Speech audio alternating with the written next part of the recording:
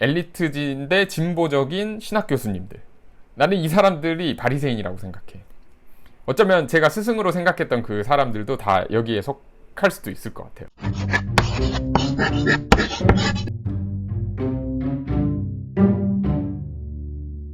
안녕하세요. 떠든 사람의 이다나입니다. 오늘은 제목을 자본주의에서 살아가는 크리스찬에게 필요한 제3의 길, 거창해요. 자본주의 책들 공부하면서 제가 든 생각들 이렇게 이야기해 보도록 하겠습니다. 제가 개인적으로 그 신학을 하면서 자본주의에 대해서 배웠던 어떤 분위기, 기류 그런 거를 좀 말을 해보면, 저는 장로회 통합측 신학교에서 신학을 했는데 좀 진보 신학에 관심이 있었어요.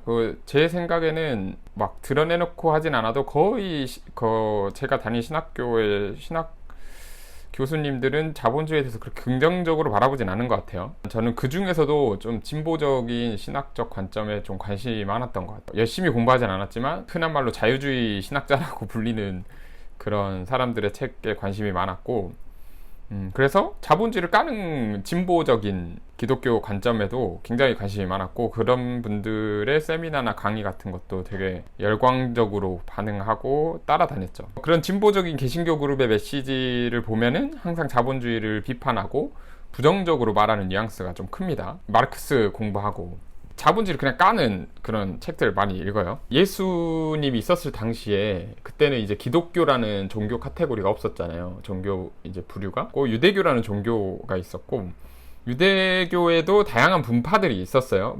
엄청 많은데 대표적인 게 이제 4가지예요. 사두개인들이 있고, 바리새인들이 있고, SNF파라는 게 있고, 열심당원들이 있어요. 젤롯당이라고 하는. 이 4가지 분파하고 지금 자본주의에서 기독교 안에 다양한 계층들이 있는데, 그런 계층들을 좀 매칭시켜 보면서 생각을 해봤어요. 좀 재밌더라고요. 제가 그렇게 생각을 해보고 나니까. 이걸 컨텐츠로 좀 만들어보자 싶어가지고.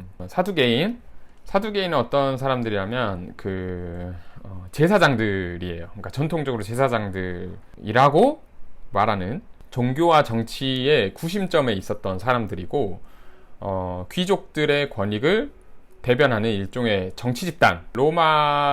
로마한테 합법적으로 그들의 권한을 인정받았죠. 바리새인하고 약간 반대급부에 있는 사람들이에요. 왜냐하면 바리새인은 로마 정부에 대해 되게 비판하고, 대중들한테 선생으로 들으면서 율법에 대해 되게 열심히 공부하는 사람들이었는데, 율법을 중요시 여기지만 사두개인들은 부활을 안 믿었고, 천사나 영혼 이런 거를 믿지 않았어요.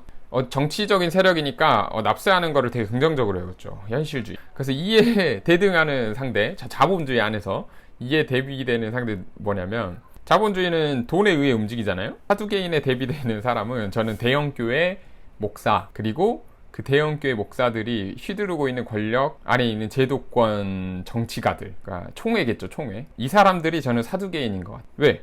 돈이, 대형교회 부자 목사님들한테 돈이 다 있잖아요. 그러니까 돈에 순응하는 거지. 로마 지배에 순응했던 사두개인처럼 돈에 순응해가지고 그 권력을 이제 이용하는 거죠. 돈의 권력을. 세금을 용인하고 그들이 그 안에서 권력을 유지하고 부를 누렸던 것처럼, 사두개인처럼 대형교회, 그리고 대형교회 목사들이 독식할 수밖에 없는 교단 시스템 안에서 특히 총회라는 그 권력 구조 안에 있는 사람들, 그게 사두개인들이에요. 나쁜 놈들이지 아주 그냥. 그럼 두 번째, 바리새인이죠. 바리새인은 율법을 굉장히 공부를 많이 해요. 그래서 율법에 대해서 통달했고 랍비라고 불리는 사람들이고, 종교에 대해서 굉장히 잘 알고 있는 똑똑한 사람들인 거죠. 유대교라는 종교에 대해서 율법을 잘 알고 있으니까. 체제 시스템에 저항하는 이런 비판적인 시야도 가지고 있는 이런 사람들이 자본주의 안에서 어떤 사람들이냐?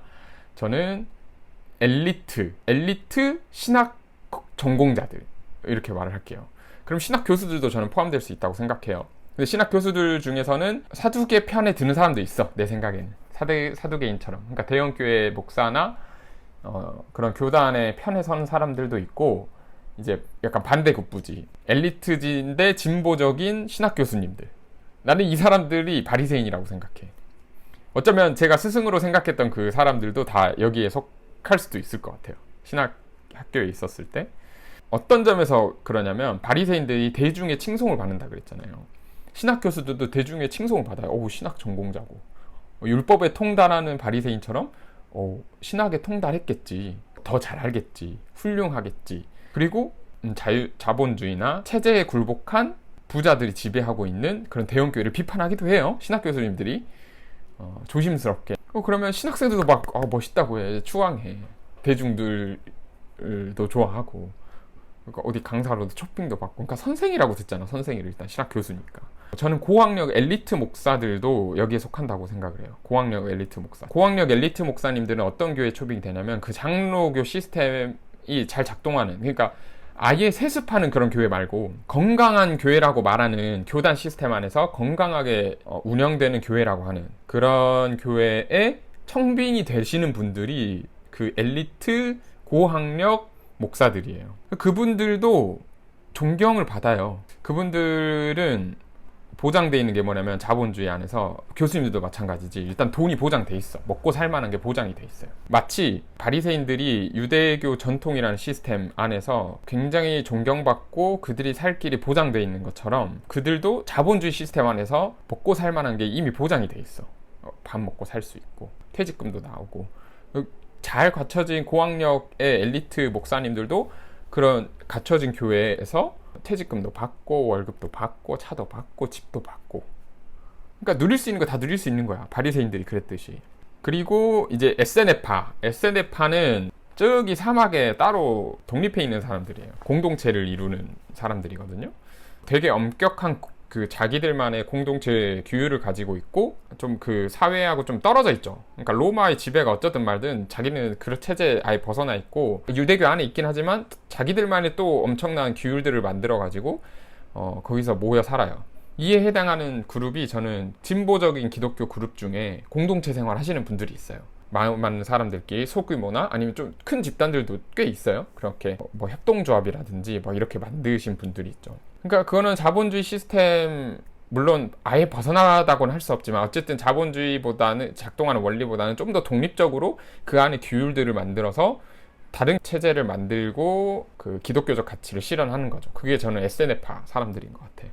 젤로땅, 열심당원, 여기는 이제 거의 기독교 정체성을 가지고 있으면서 사회운동가적으로 나가는 거야. 자본주의 막 전복해야 된다, 없어져야 된다, 막 노동권 운동하고 막 그렇게 투쟁하고, 그리고 막 소외된 피해 당하는 지역, 지금 개신교 집단에도 그 그룹에도 있죠. 뭐 공중족발 사건과 함께하는 선교단체라든지 뭐 성소수자 문제에 직접 발로 나서서 활동하는 사람들이라든지 이런 부류들이라고 저는 약간 생각이 들어져요. 물론 저는 이게 다 안 좋다는 게 아니야. 저는 다 좋아. 저는 젤로땅이 열심당원처럼 이렇게 사회운동 하시는 분들 필요하다고 생각해요. 그분들이 좋은 사회가 진보하는 방향에 기여를 한다고 생각하고, 저도 그런 부류에 있어 봤고,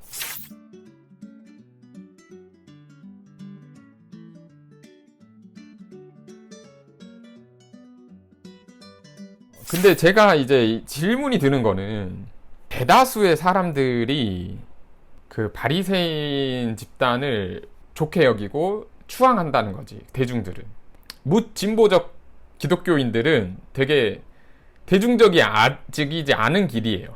둘 중 하나야. SNF파적이거나 젤로땅적이거나.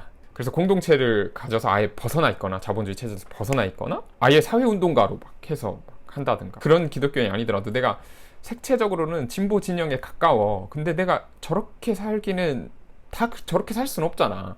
그죠?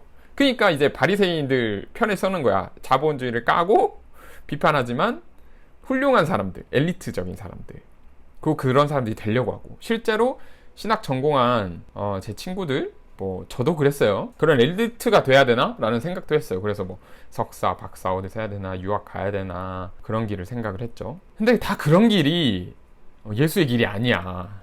적어놓고 보면 예수는 아예 다른 제3의 길을 제안했단 말이에요. 제5의 길이라 해야 되나? 1, 2, 3, 4의 제5의 길이라 해야 되나? 그래서 예수면은 그러면 이 자본주의 시대에 태어났으면 어떻게 했을까? 이 네 개는 다 아닐 거란 말이야, 내 생각에는. 그래서 제3의 길 뭐지? 제3의 길 뭐지? 라는 생각을 계속 했어요. 그런 고민을 아직도 가지고 있고, 그 중에 이제 저는 개인적으로 예수가 말한 게 자유와 해방이라고 생각을 해요. 이 네 가지 카테고리에서 다 벗어난 어떤 자유와 해방감을 줬단 말이야. 그게 뭘까? 라는 생각을 해보면서 이제 자본주의에 대한 공부도 하고 있는데, 약간 자유와 해방감을 느낀 부분이 있어요. 이게 저도 정답이라고 말을 할 수는 없을 것 같지만, 어쨌든 제 삶에서 이런 부분은 약간 취해서 내가 이런 쪽 길도 생각을 해봐야겠고, 이런 쪽 길로 갈 것 같아요. 어쨌든 제가 지금 대안으로 생각하기로는. 제가 왜 이런 생각을 하게 됐냐면,